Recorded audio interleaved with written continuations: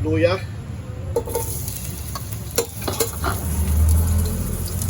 sibuyas,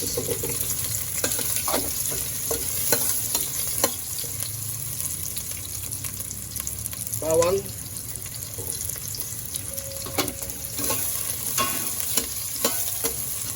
sunod natin ang kamatis.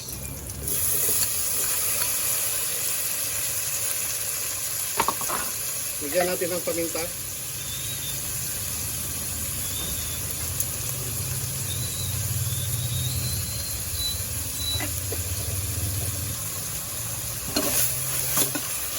Okay.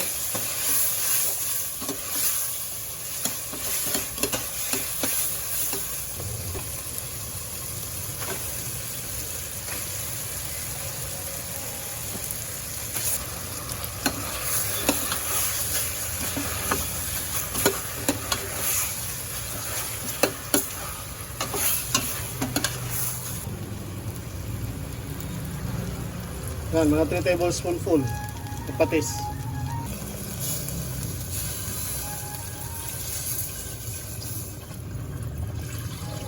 Yung bangus natin, simmer natin 20 to 25 minutes. Saka natin ilagay yung mga gulay.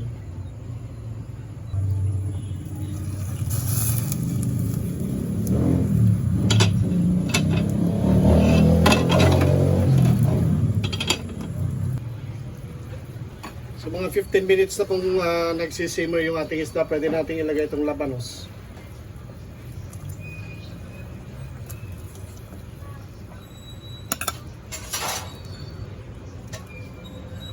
Itong labanos, mga 5 to 7 minutes.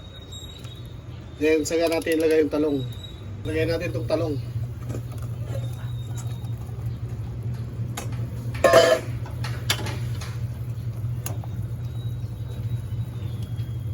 Simmer natin mga 3 to 5 minutes.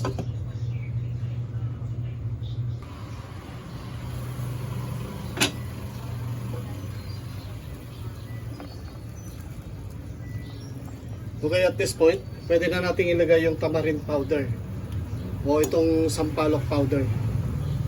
About 40 to 50 grams.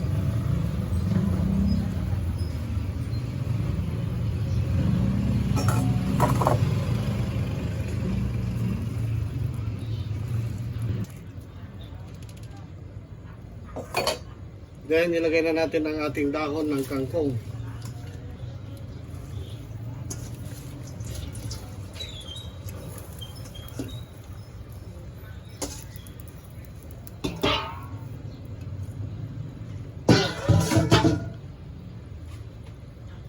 At okra.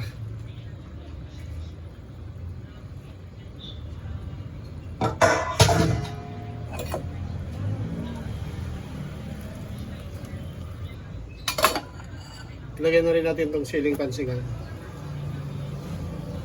Okay.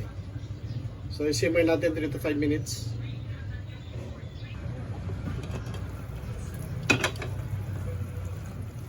Ayan, luto na. Sabaw.